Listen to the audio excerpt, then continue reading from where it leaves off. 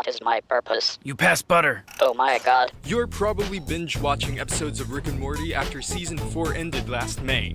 But don't worry, because we got something to satisfy your needs while waiting for Season 5. Welcome back to Screen Lab, and today, we will test your credibility as a fan of the series as we list down the top 10 mind-blowing Rick and Morty facts only true fans would know. Then couldn't you just, helped me with my homework? Let's not wait any longer, because we know you're excited.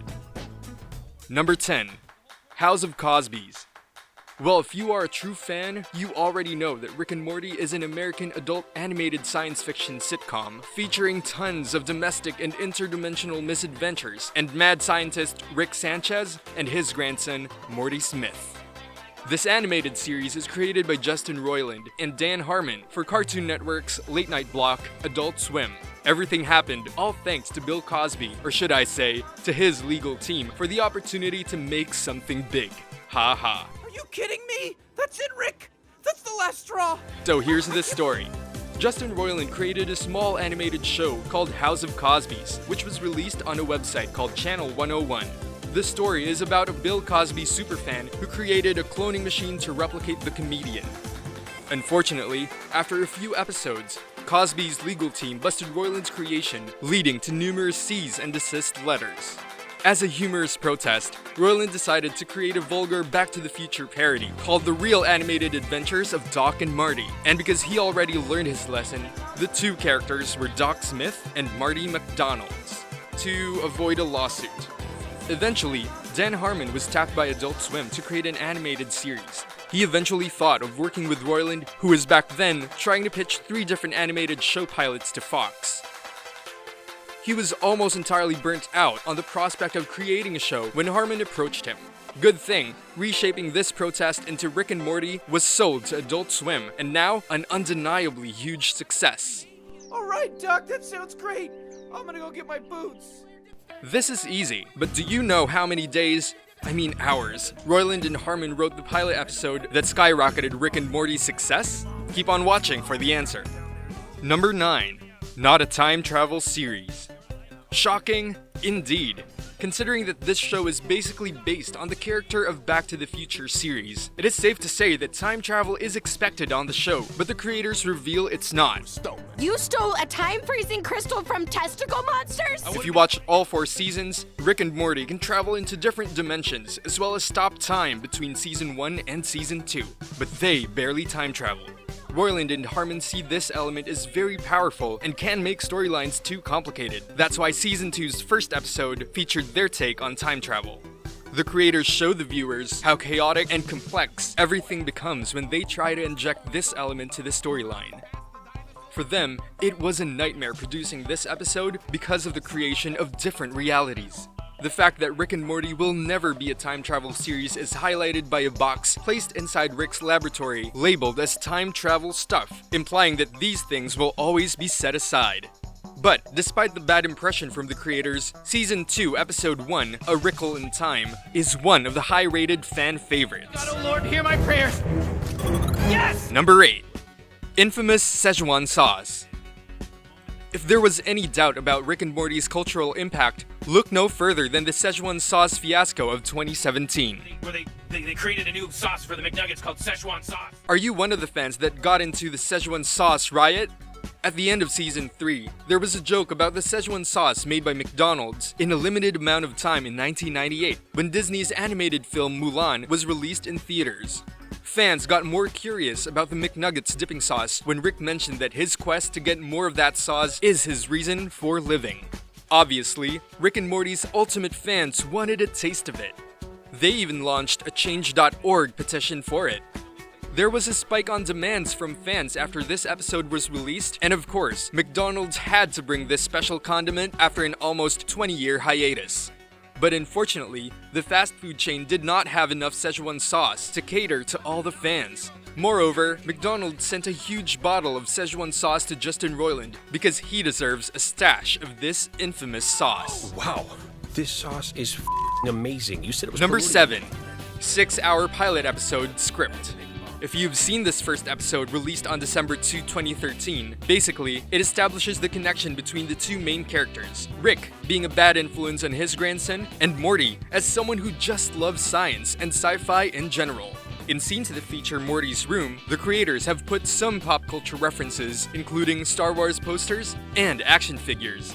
But did you know that this well-executed and successful Rick and Morty's pilot episode was written for only 6 hours? Creators proceed to write this episode right after they sold their pitch to Adult Swim. During that time, Harmon was also part of another comedy, Community, so the two decided to immediately finish the script. You can't do that. Have you met me? Well, after the release of Pilot, these two satisfied the audience, who eventually became part of a cult of Rick and Morty fans. Fun. What are you, stupid? We're done with the Citadel of Ricks. Number 6. The Undecoded Secret Code. All throughout the Rick and Morty series, you may notice the rainbow suspenders guy. He's characterized by his colorful suspenders and his portrayal of anything in the background. He can be a human chair in the chair world or an anti-trunk person activist. Aside from his colorful suspenders, he also has a football image on his shirt with Roman numerals, which are supposed to be a part of a secret code. But have any of you decoded it? If you are still wondering how to decode it, you basically can't, because Rainbow Suspenders Guy was originally planned as a mechanism to cross over both Gravity Falls and Murder Police. All stops now! This was confirmed in a podcast where Alex Hirsch and Justin Roiland explained they were originally going to have 2 Rainbow Suspenders Guy in each show. And when combining each football shirt's Roman numerals, it would spell confidence. This idea was eventually scrapped for the other 2, leaving Roiland to put it into his own animated series. Hey, Mr. Tummy. Hey, Mr. Stan! So far, so good. We are already halfway before we reveal our top pick, which will definitely make you geek out. Number 5. Dealing with off-season Rick and Morty. As true fans, we're all well aware that Rick and Morty has a long, very long off-season.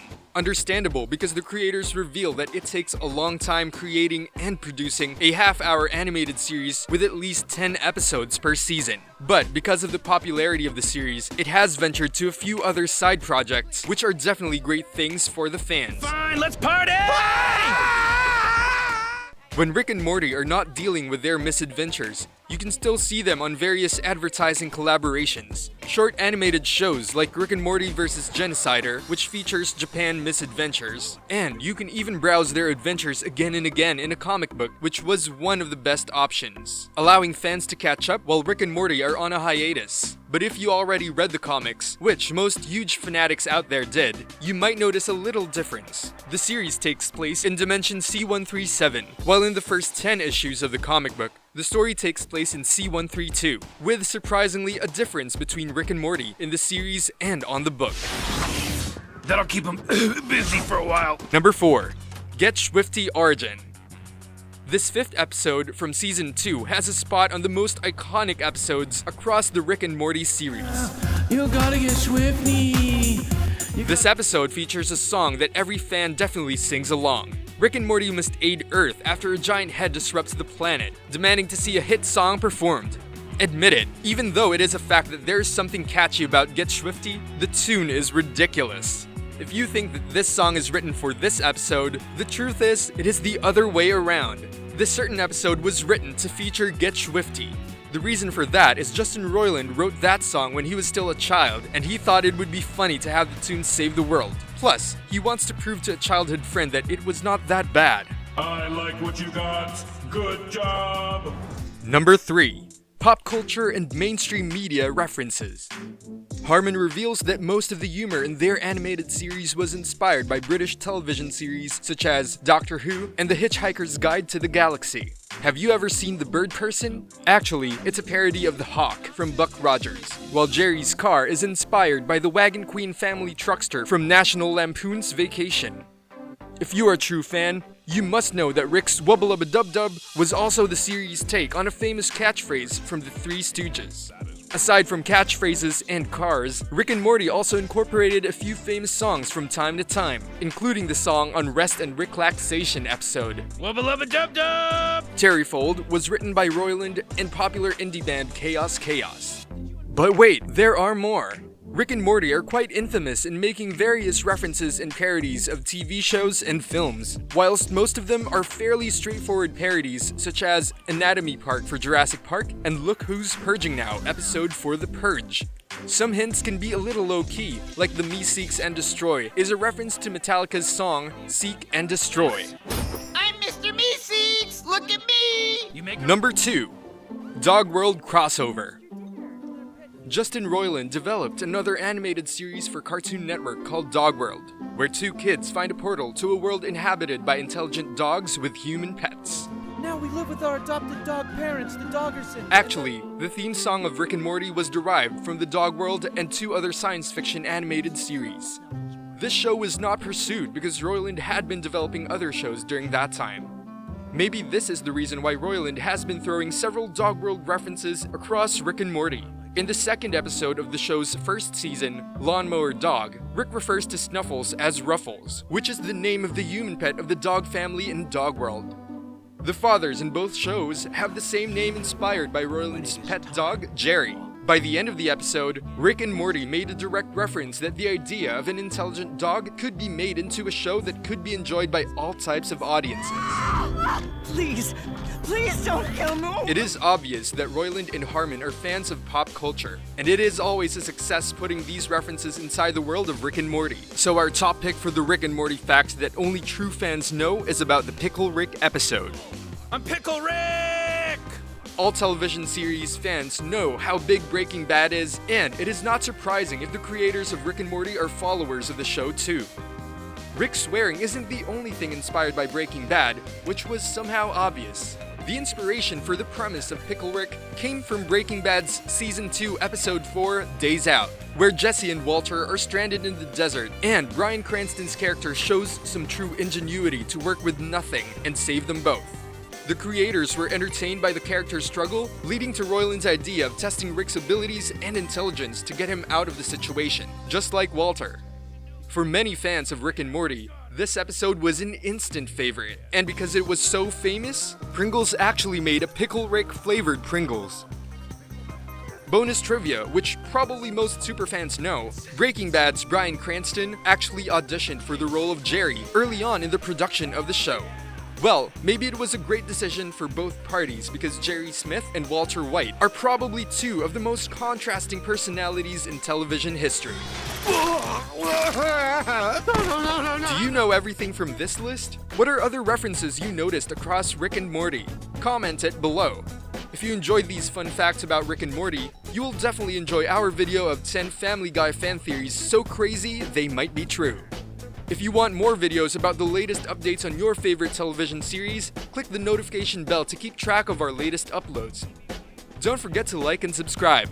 Also, share this video with your friends to keep them on the loop of the trendy and bizarre facts or trivia floating across the television industry. Thanks for watching, and we'll see you in the next one.